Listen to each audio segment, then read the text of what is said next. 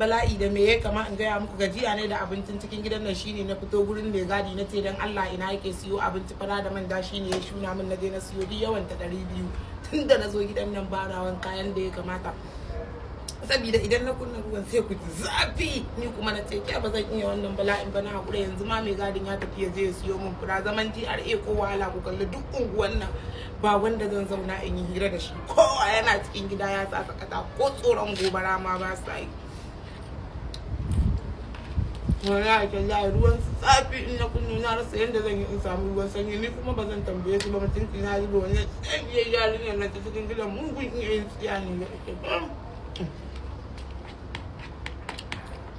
ina wurin mai gadi ya dawo mu sha hiran mu ni ya fi min kwanciya hankali su duk turanci suke yi a gidan ina dalili sai ka ce ina Japan ko ina Jumaita in wallahi